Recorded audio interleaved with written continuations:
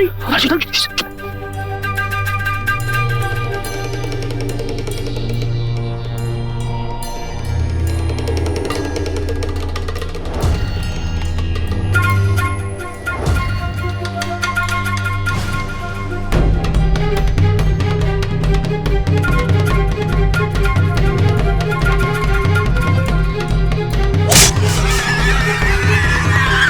क्या रे? लगा।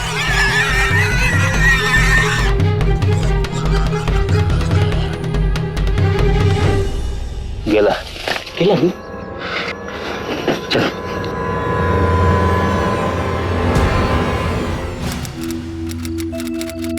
गरम रोटी द्या मला दे रे हो बाबा लो अरे मस्त मटन हाँ तू बैठ खा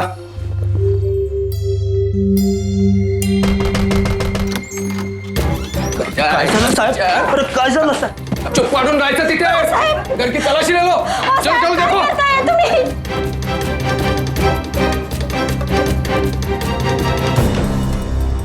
काय झालं साहेब काय झालं ते सांगतो तुला पुलिस के काम में दखल नहीं देने का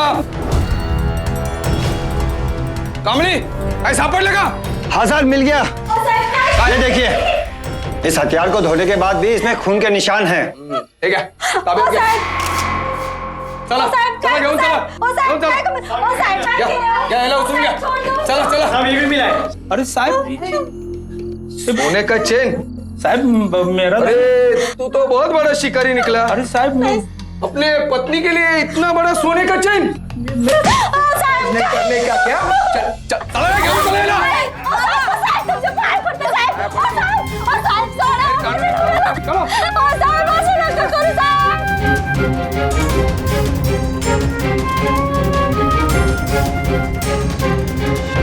अहमदनगर के चित्रपुर जिले के पास एक छोटे से गांव में रहने वाला गरीब किसान तुकाराम आमरे अपनी थोड़ी सी जमीन पर छोटी मोटी खेती करके अपने परिवार का पालन पोषण कर रहा था और जो कमी खेती से पूरी नहीं होती थी उसके लिए तुकाराम पास के जंगल से जंगली सुअर जैसे जानवरों का शिकार किया करता था। लेकिन एक दिन अचानक पुलिस उसके घर आ पहुंची और उसे गिरफ्तार कर लिया। क्या सिर्फ इसलिए कि वो एक शिकारी था या फिर तुकाराम ने कोई और अपराध भी किया था? साहब मैं आता कथित शिकार नहीं करना साहब मैं किसी जानवर को अभी कभी नहीं मारेगा चाहेला तुझे क्या लगता है कि हमने तुझे तू शिकार करता है इस वास्ते पकड़ा है क्या तू साहब यार दिखा हाँ चल बता ये सोने का चैन तेरे पास कहां से आया साहब ये बाला का है साहब वो मेरे से पैसा उधार लिया था जब भी मैं उससे पैसा लेने को गया तो पैसा देने से मना कर दिया जबरदस्ती मेरे को दिया साहब जबरदस्ती हाँ सर कांबळे ये अपन पुलिस वालों को येड़ा समझ रहा है जबरदस्ती दिया अबे साले जो आदमी तेरे को तेरा पैसा वापिस नहीं देने वाला था वो तुझे सोने का चैन काय को देगा बोलना काय को देगा सीधे सीधे बता बाला कहाँ है मेरे को नहीं मालूम मेरे को कुछ भी नहीं मालूम अरे लेकिन बाला के परिवार वालों का कहना है कि वो आखिरी बार कल रात तेरे से मिलने अपने घर से निकला था और ये भी कि तूने उसे जान से मारने की धमकी दी थी। बोल दिया था कि नहीं?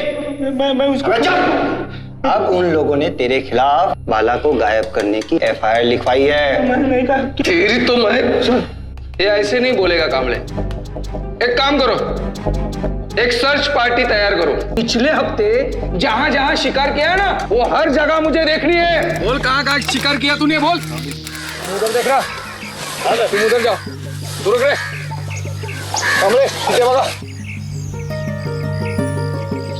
कुछ मिला क्या नहीं साहब तुम्हें नो सर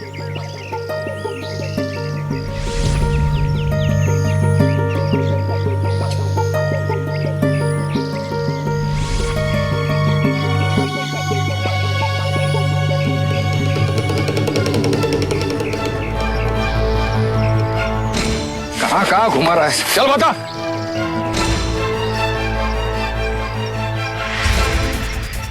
सर ये देखिए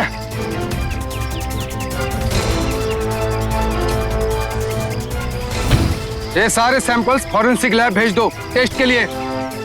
और कहाँ किया रे तूने?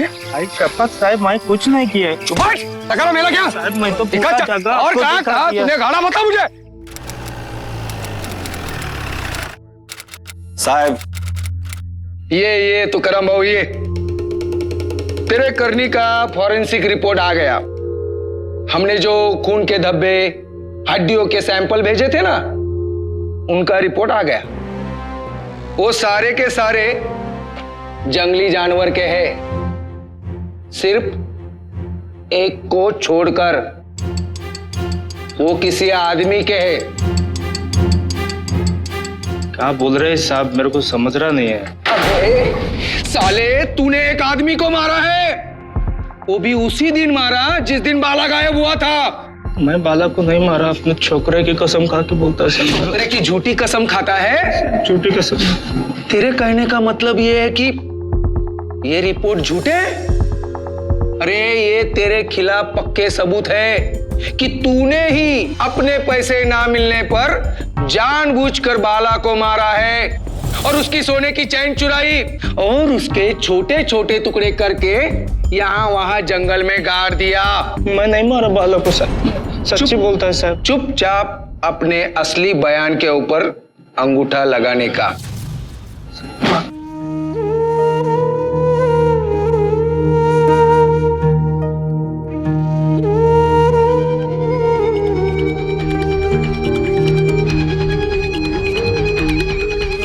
साहब मला सोडून देऊ साहब, मैं नाही केलं साहेब कुछ। लगा अंगूठा।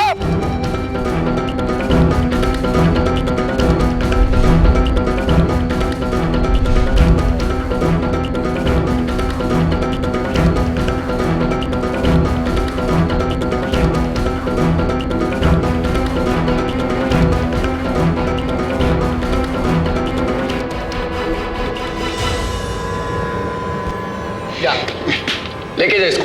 चल चल। जज साहब, ये फॉरेंसिक रिपोर्ट की कॉपी है और पुलिस इन्वेस्टिगेशन की रिपोर्ट, और ये मुजरिम के पास मौजूद हथियारों की लिस्ट है, जिसमें से एक पर लगे ब्लड का सैंपल मृतक बाला पाटिल के ब्लड के सैंपल से मैच करता है और खुद मुजरिम का इकबाल जुर्म।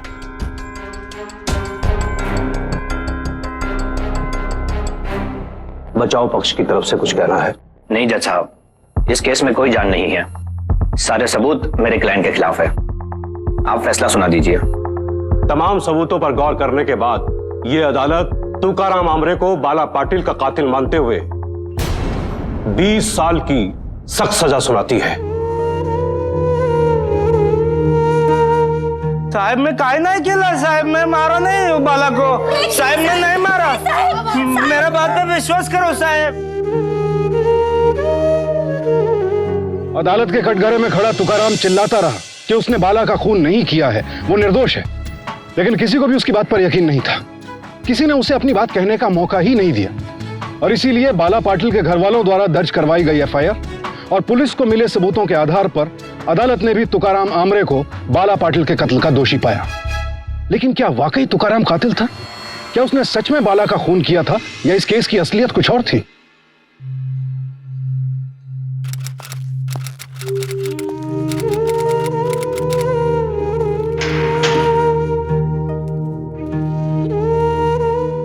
बाबा, अब घर कभी आओगे? आएगा मेरा बच्चा, मैं आएगा। इधर को अच्छे से पढ़ाई करने का, हाँ आएगा, सब बात मानने का तेरे को। ओ बाबा, तेरे को संभालने का। इसको कैसे संभालेगी मेरे बिना? तुम इनका घबरो, सब ठीक होएगा। अब देखना शामू के बाबा, अपने साईं बाबा है ना, वो सबकी मदद करते हैं, वो हमारी भी जरूर मदद करेंगे। बस आप अपना ख्याल रखना।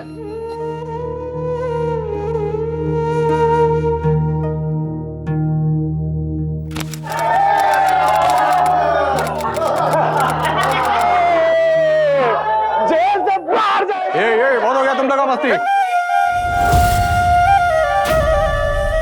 चलो अपने अपने सेल में, बहुत हो गई मस्ती। अरे जेलर साहब, मुंह मीठा करो ना, अगले हफ्ते अपना कदम इधर से आउट। दो चार किताबें क्या पढ़ ली, अपने आपको जाती शाना मत समझ। तू अंदर बैठ के इधर उधर का क्या लफड़ा निपटाता है ना, तगड़ा काय माहिती आहे मला। इस बार तो 2 साल के लिए अंदर आया है, ऐसी धाराएं लगाऊंगा ना 20 साल के लिए अंदर सड़ता रहेगा, समझा? मेरे को फिर भी जेल में खाना मिलेगा साहब, लेकिन कहीं आपका नौकरी और पेंशन गया तो आप कहां से खाएगा? चल चल, बहुत हो गया, चलो अंदर अपने अपने सेल में, चलो। ये अपना माइकल भाऊ बहुत मस्त आदमी है, किसी से नहीं डरने का, सबका मदद करने का। तो क्या है ना कि कानून का पूरा जानकारी है इसको।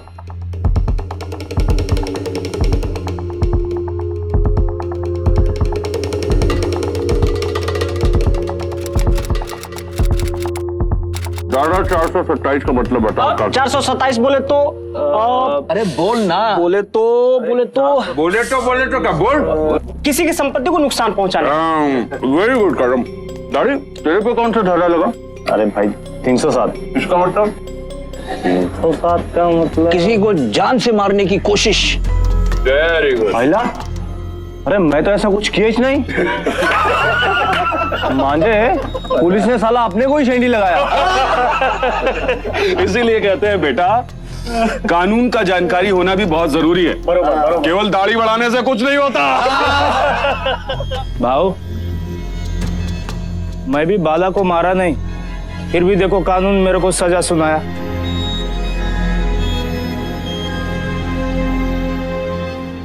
आज का क्लास ओवर।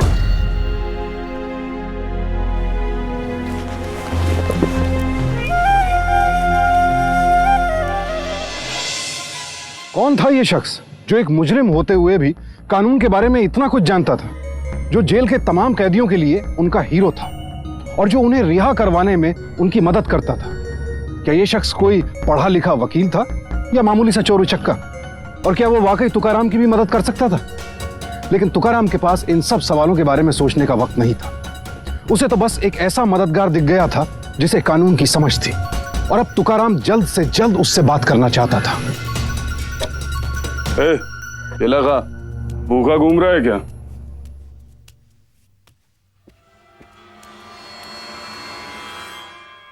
माइकल, माइकल, इधर सबके सामने नहीं बोलने का, सब कुछ चुप से करने का। बोल। भाऊ इधर कानून मेरे को गलत फंसाया। देखो पुलिस भी मेरा बात पे विश्वास नहीं करता, कोई मेरा साथ नहीं दे रहा। भाऊ मेरे को मदद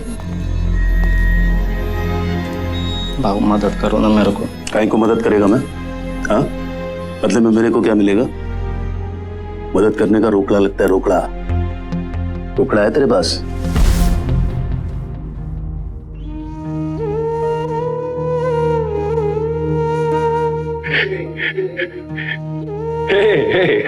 रुक।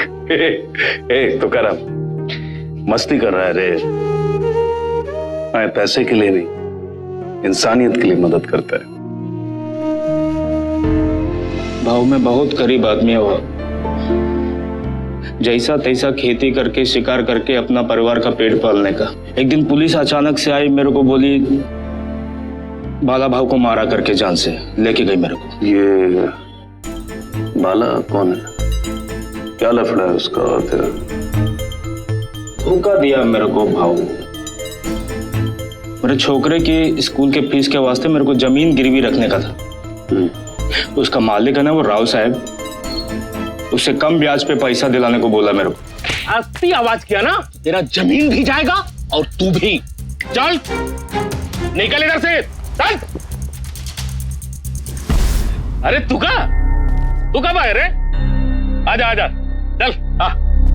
अरे ये सब आदमी अपन लोग का है, रानी का नहीं ना। राव साहब से बात हो गया है, तेरा काम एकदम लड़की। तू इधर ही शुरू, मैं राव साहब को लेके आता हूँ। ठीक?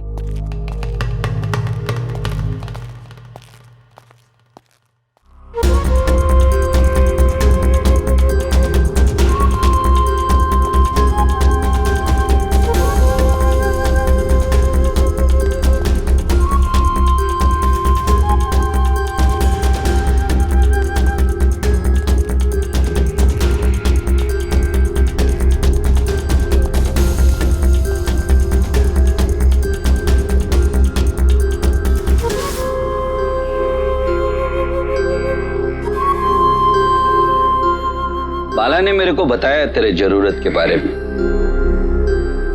पहला बोलना था ना अपन को।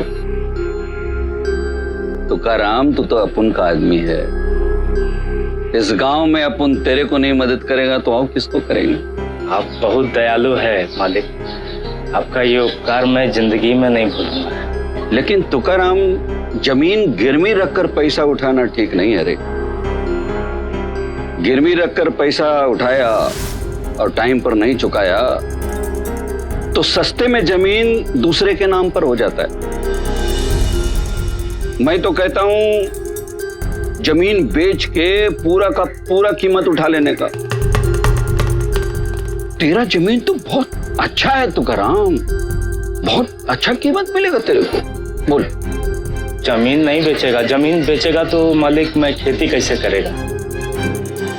बाप दादा का जमीन है, वो गिरवी रखेगा और आपका पैसा मैं बखत पे वापस करेगा। तुकाराम, तो अपन का आदमी है, पैसा तो दे देगा तेरे को, पर अगर टाइम पर पैसा नहीं दिया तो जमीन राव साहब के नाम पर हो जाएगा। नहीं वापस करेगा साहब। बरोबर बोलता है तो। बाप दादा का जमीन बेचने का नहीं। भला जी राव साहब। ले जा इसको मुंशी के पास और इसके जमीन का कागज ताबे में ले ले, पैसा दे दे इसको। ठीक है राव साहब। जा।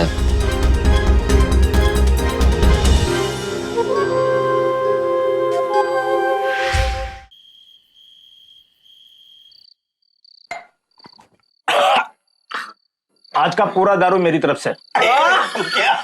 क्या भांगा ना जल्दी। बाला भाई मेरा बहुत बड़ा मदद किए।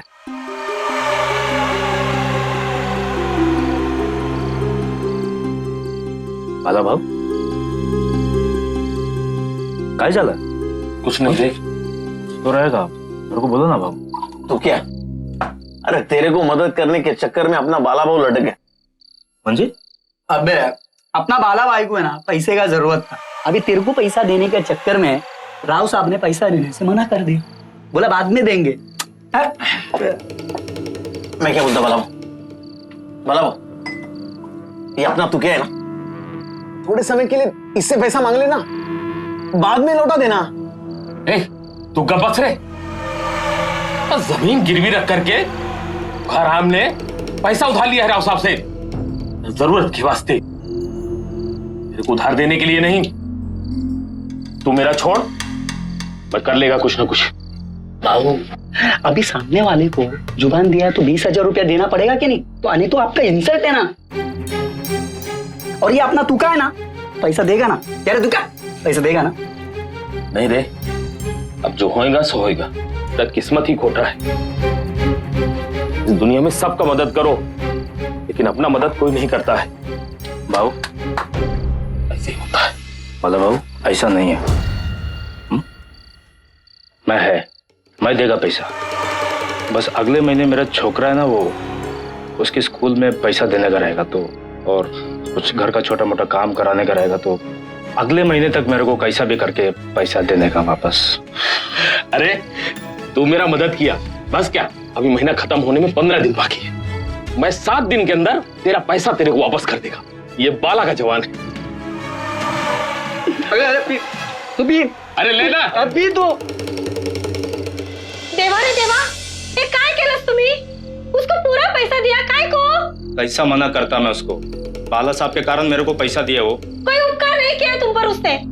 अपनी जमीन गिरवी रखकर राव साहब से पैसा उधार लिया आपने। समझती काय को नहीं? हाँ, बाला साहब मेरे को पैसा दिलाए राव साहब से। अभी उसको मेरा मदद का जरूरत है तो मैं उसको मदद नहीं करेगा तो कैसा लगता था उसको? बोल मेरे को तू। बाला भाऊ मेरे को जबान दिया अपना कि 7 दिन में पैसा देगा करके। भी पैसा देगा वो तो अपना सामू स्कूल जाएगा, छप्पर भी ठीक होगा, नवा बैल भी आएगा तेरा, खेती बाड़ी भी होगा, सब सही हो जाएगा। पता नहीं क्या होगा, भगवान को ही मालूम है। अब चल सामू।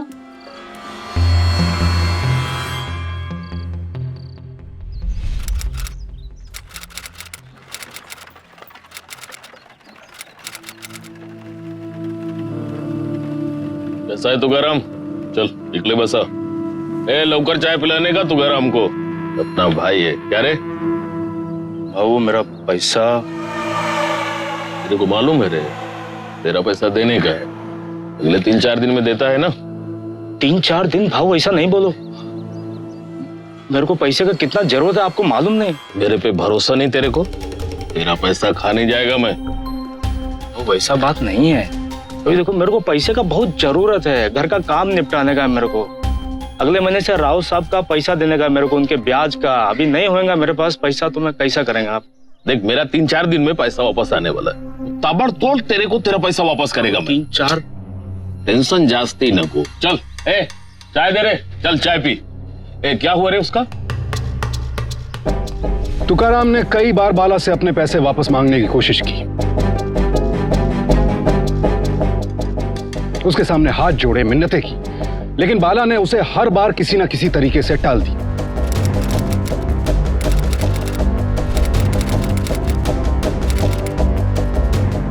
अब तुकाराम अपने पैसे वापस मांगने के लिए करता भी क्या? उसके पास तो इस बात का कोई सबूत भी नहीं था कि उसने बाला को उधार दिया है।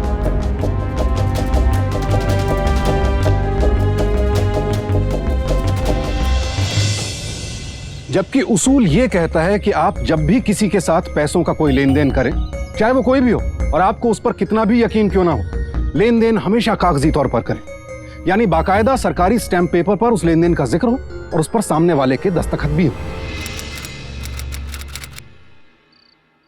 कल आखिरी दिन है पैसा जमा करने का। अगर कल पैसा नहीं जमा किया ना तो मेरे शामू को स्कूल में भर्ती नहीं करवा के लेगा। ऊपर से बैल बीमार पड़ा है, अपनी सोनी जैसी जमीन गिरवी पड़ी है। अगर हम खेती नहीं करेंगे तो ब्याज का पैसा कैसे भरेंगे हम लोग? ऊपर से 20,000 भी गया। आता गप्प काय बोला काहीतरी। पैसा भी करके कल मैं पैसा लेके आएगा बाला से।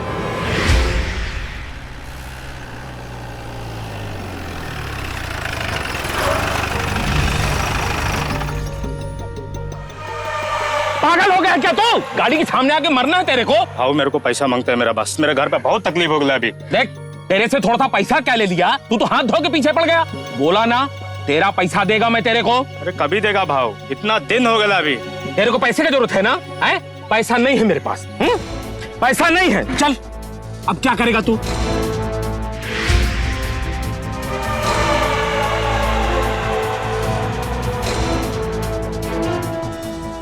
सुन एक काम कर, ये ले, ये चेन रख तू। भाऊ मेरे को चेन वेन नहीं मांगता, मेरे को पैसा मांगता है। पैसा जो तुम मेरे से लिए 20,000 रुपया बस। पैसा तो नहीं मेरे पास। मेरे को बहुत तकलीफ है। हाँ मेरा खेत गया, बैल बीमार है, छप्पर गिरने वाला है मेरे घर का, मेरा बच्चे का स्कूल का फीस। भाव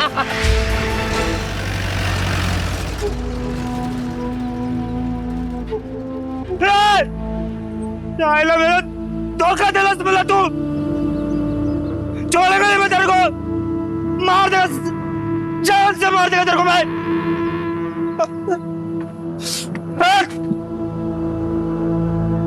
पैसा नहीं।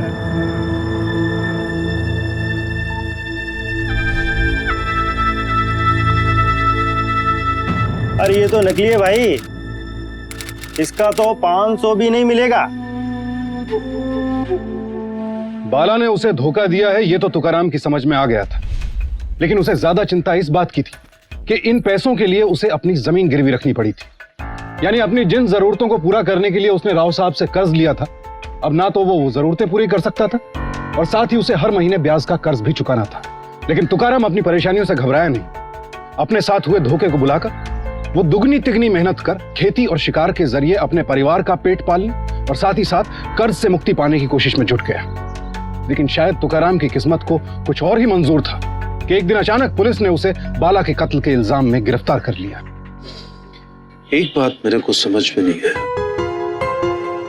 बाला ने तेरे को पैसा वापस नहीं दिया लेकिन अपना नकली चेन दिया, काहे को किया उसने ऐसा? ऐसा धोखा देगा मेरे को मैं कभी जिंदगी में सोचा भी नहीं था।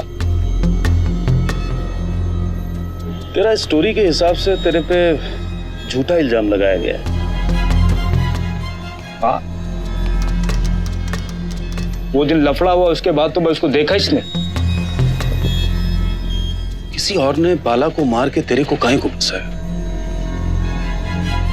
ऐसा कौन हो सकता है? क्या मालूम। मेरा मतलब है कि गांव में तेरा किसी से दुश्मनी हुई? ऐसा कोई दुश्मनी नहीं है, मैं आज तक किसी का कभी बुरा नहीं किया। जानवरों का बहुत बुरा किया है, उनका शिकार किया। देख, अभी तेरे केस को रीओपन करवाना पड़ेगा। उसके लिए कोई ऐसा बात, कोई ऐसा सबूत चाहिए जिससे मैं इस केस को रीओपन करने का अर्जी दे सके। ये सब लफड़ा भूल के मैं मेहनत का काम करता था। अगर पुलिस मेरे को इधर लेके... चल तू अभी टेंशन मत ले, तेरा गुड लक है। मैं 2 हफ्ते में इधर से बाहर जा रहा है। मैं करेगा तेरे लिए, पूरा मदद करेगा। माइकल के रूप में जैसे एक फरिश्ता मिल गया था तुकाराम। पुलिस के लगाए इल्जाम और अदालत के फैसले के बाद पहली बार न सिर्फ किसी ने उसकी बात सुनी और उस पर यकीन किया, बल्कि उसकी मदद करने का वादा भी किया। शायद इस केस में अभी सच सामने आना बाकी था, वो भी एक ऐसे शख्स की बदौलत जिसका तुकाराम से कोई नाता नहीं था सिवाय हमदर्दी और इंसानियत के। माइकल को तुकाराम बेकसूर नजर आया, लेकिन वो खुद इस बात की जांच करना चाहता था कि तुकाराम ने उससे जो कुछ कहा है वो पूरी तरह सच है भी या नहीं। लिहाजा जेल से रिहा होते ही माइकल तुकाराम के गांव आ पहुंचा। और बैठ।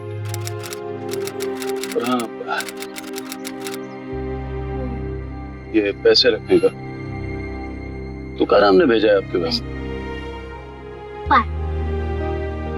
घबराने का नहीं, मैं कोशिश करेगा अपना तरफ से तुकाराम को इंसाफ दिलाने का। यहाँ के लोग, पुलिस, यहाँ तक कानून में मेरे आदमी को कुछ नहीं समझते हैं साहब।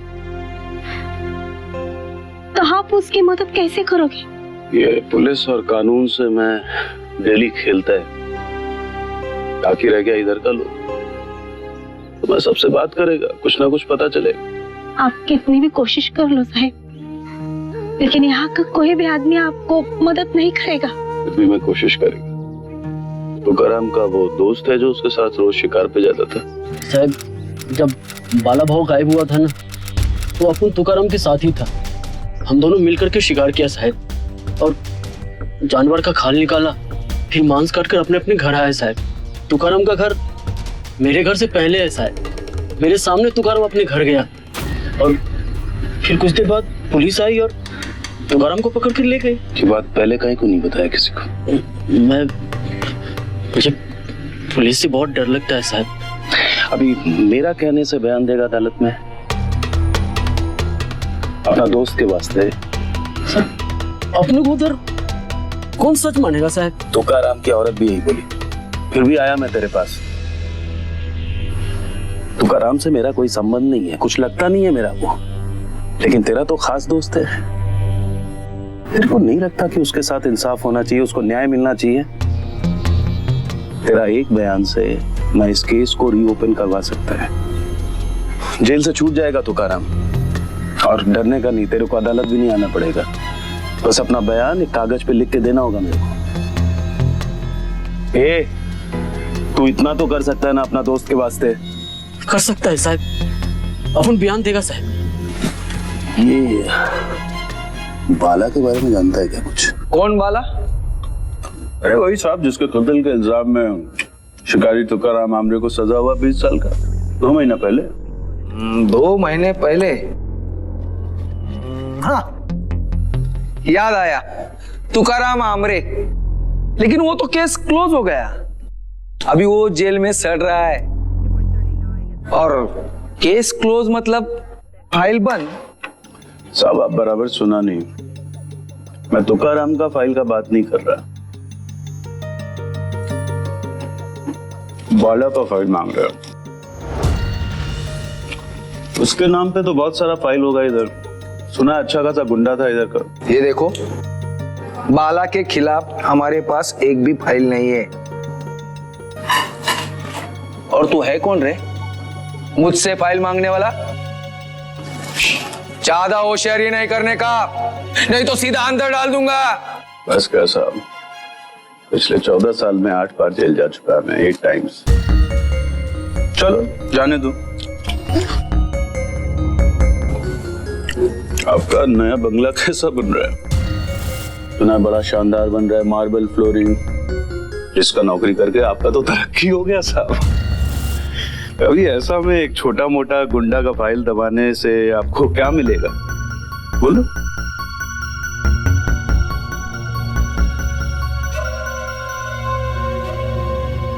आप फाइल निकाल के रखो साहब, मैं ठंडा पी के आता है।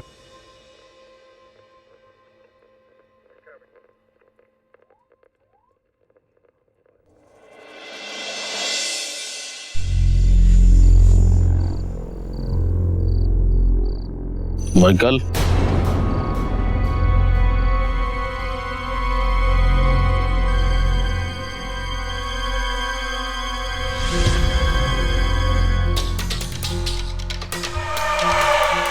तेरे को बाला के बारे में जानने का है ना?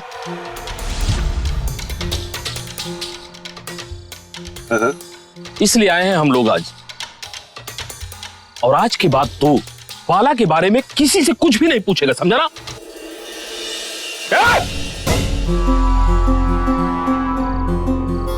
काट डालेगा वहां सबको।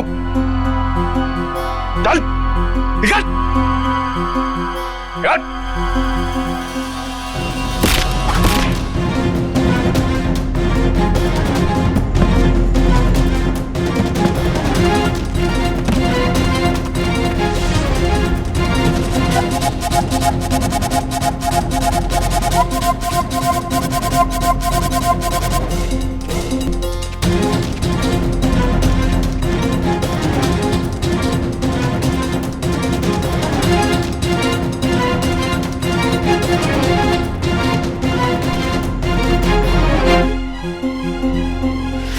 इतनी मुसीबतों की मार झेलने के बाद भी माइकल का हौसला पस्त नहीं हुआ और उसने तुकाराम को निर्दोष साबित करने की अपनी लड़ाई जारी रखी।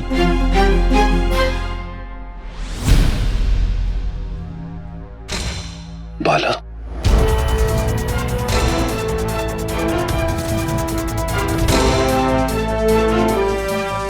ये तो जिंदा है। तुमको पता था कि बाला खुलेआम पूरे गांव में घूम रहा है, काय को खामोश रहा? बोलो, आज उसका वजह से तुम्हारा पति जेल में सड़ रहा है को चुप रहा था? मैं मजबूर थी साहब, मैं मजबूर थी। वो हलकट बाला ने मेरे को धमकी दिया था साहब, वो मेरे आदमी को मार देगा और मेरे बच्चे को भी मार देगा साहब, इसलिए मैं चुप रही। ये माइकल की हिम्मत और कोशिशों का ही नतीजा था कि बाला की सच्चाई आज उसके सामने थी। माइकल जानता था कि बाला के जिंदा होने का सबूत तुकाराम को जेल से छुड़वाने के लिए काफी है, लेकिन वो ये भी जानता था कि इस सबूत को अदालत तक ले जाना उतना आसान नहीं था, क्योंकि ये जानते हुए भी कि बाला जिंदा है, स्थानीय पुलिस ने आज तक कोई कार्रवाई नहीं की थी और ना ही माइकल की कोई मदद की थी। इसलिए माइकल ने चित्रपुर थाने के इंचार्ज डीएसपी कुलकर्णी से मदद मांगने की पहल की। This guy, Bala, he's a fraud.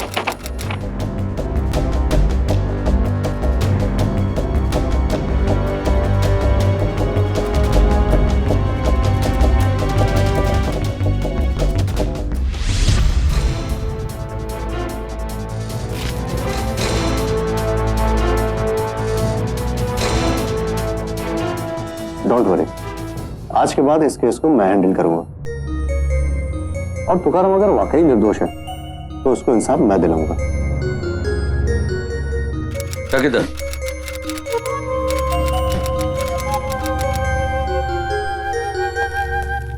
Rao साहब, डीएसपी। गलती रे। बाला कहाँ है? क्या बात कर रहे हो डीएसपी साहब? बाला को मर के तो 2 महीना हो गए या हो गया? हाँ सर। पर इनका मानना है कि बाला जिंदा है और उसने जान से मारने की कोशिश भी की है। इसने बाला के भूत को देख लिया होगा साहब। बाला के मरने के बाद आज तक किसी ने गांव में उसे देखा नहीं। चाहो तो गांव वाले से पूछ लो, अपुन तो इसको पहचानता भी नहीं है। अगर तुम सच बोल रहे हो तब तो ठीक है, लेकिन अगर बाला जिंदा मिला तो तुम्हारी भी खैर नहीं।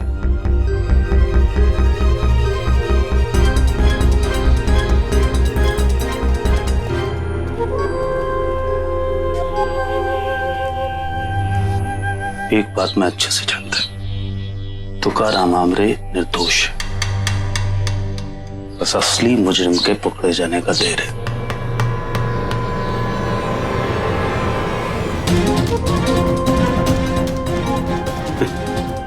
राव को धमकी देता है।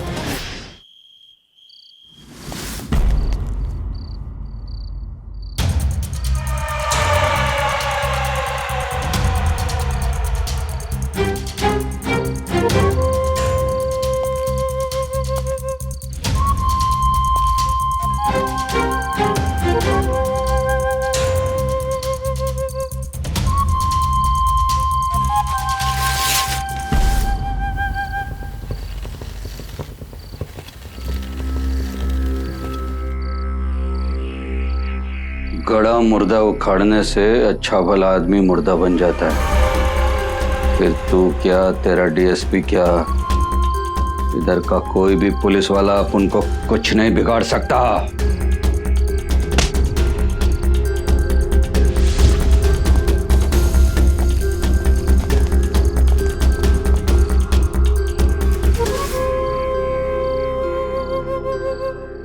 माइकल से सच जानने और तुकाराम की पत्नी और उसके दोस्तों के बयानों के आधार पर डीएसपी कुलकर्णी ने बाला के खिलाफ वारंट जारी करवाया। लेकिन बाला के जीवित होने का कोई पुख्ता सबूत न मिलने की वजह से उन्हें कुछ समय के लिए अपनी कार्रवाई को बंद करना पड़ा। लेकिन माइकल ने हार नहीं मानी। उसने तुकाराम को इंसाफ दिलवाने की अपनी लड़ाई जारी रखी। यहां तक कि वो राव साहब, बाला और इंस्पेक्टर साटम की धमकियों से भी नहीं डरा। और अब वो कुछ ऐसा करने जा रहा था जिससे अदालत को भी इस केस में दोबारा कानूनी कार्रवाई करने के लिए बाध्य किया जा सके। देखिए, आपका ये काम मैं ऑफिशियली नहीं कर सकता। तो अनऑफिशियली कर दे। लोग गलत काम करने के लिए कानून तोड़ते, हम कानून की मदद करने के लिए कानून तोड़ ले। बाकी मैं है ना संभालने के लिए। चलिए ठीक है।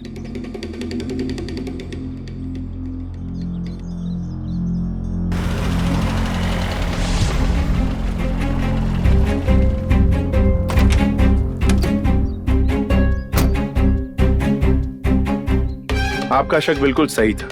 फॉरेंसिक रिपोर्ट के लिए जो खून के धब्बे और हड्डियों के सैंपल वो किसी इंसान के नहीं थे, बल्कि जंगली जानवर के थे। इनफैक्ट जंगली सुअर के। मतलब पुलिस ने अदालत में झूठा फॉरेंसिक रिपोर्ट जमा किया, यानी पुलिस इस केस में बराबर की गुनहगार है।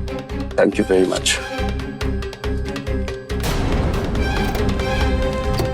इस केस में पेश की गई फॉरेंसिक रिपोर्ट की नए सिरे से जांच करवाकर अब माइकल के पास इस बात का ठोस सबूत था कि तुकाराम निर्दोष है और उसे बाला पाटिल के खून के झूठे इल्जाम में फंसाया गया है।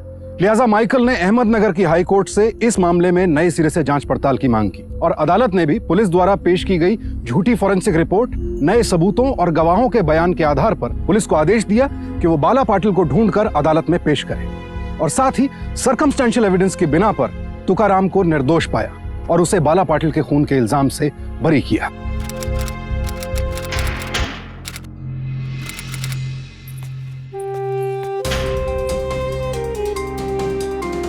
और इस केस में दोबारा शुरू हुई छानबीन के खत्म होने तक इंस्पेक्टर साटम को अदालत ने उनकी ड्यूटी से निलंबित कर दिया और यह केस चित्रपुर थाने के इंचार्ज डीएसपी कुलकर्णी के हवाले कर दिया। इसके बाद डीएसपी कुलकर्णी की कार्रवाई और एक मुखबिर की खबर के आधार पर पुलिस ने जल्द ही बाला पाटिल को ढूंढकर गिरफ्तार कर लिया।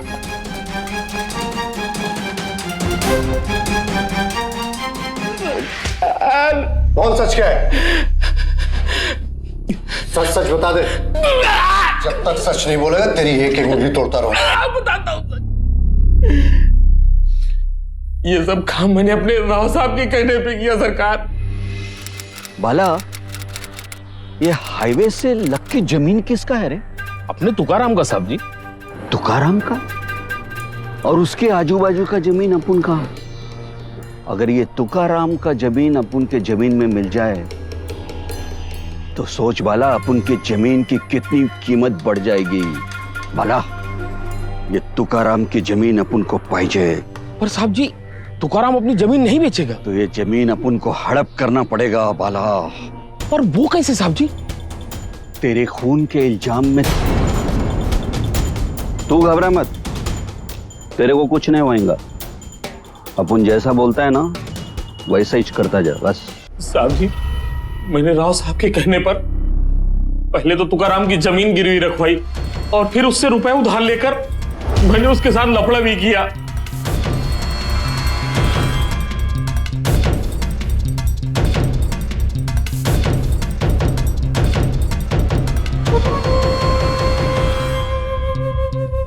बाला,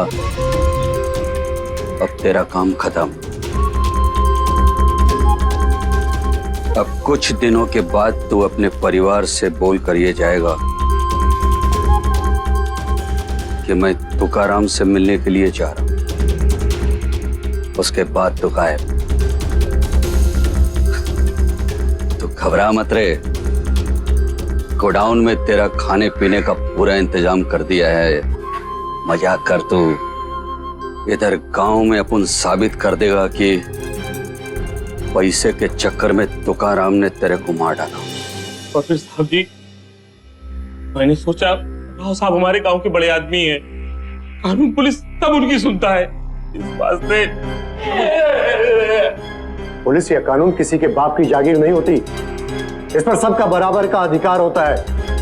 बाला के बयान के आधार पर पुलिस को राव साहब को गिरफ्तार करने में ज्यादा देर नहीं लगी और राव साहब ने भी जल्द ही पुलिस के सामने अपना जुर्म कबूल कर लिया। सरकारी आंकड़ों के मुताबिक सन 2010 में हमारे देश में 3,584 और 2011 में 5,160 झूठे मामले दर्ज करवाए गए, जिनमें से 40% जमीन जायदाद की खातिर थे। अफसोस की बात यह है कि ये आंकड़े हर साल बढ़ते जा रहे हैं, क्योंकि आमतौर पर लोग सही वक्त पर कानून की मदद नहीं लेते। जबकि अगर किसी ने धोखे से या जबरदस्ती आपकी जमीन हड़प ली है तो आप इंडियन पीनल कोड के सेक्शन 120B के तहत सिविल कोर्ट में मामला दर्ज करवा सकते हैं, जिसकी बुनियाद पर फौरन कार्रवाई की जाती है। कानून से खेलने वाले लोग चाहे कितने भी ताकतवर क्यों ना हो, उन्हें हराने के लिए, जुल्म के खिलाफ लड़ने के लिए हमारे समाज में माइकल जैसे लोग भी मौजूद हैं। अब मुझे सुशांत सिंह को इजाजत दीजिए। कल आपसे फिर मुलाकात होगी एक और सत्य घटना के साथ। सावधान इंडिया, इंडिया फाइट्स बैक।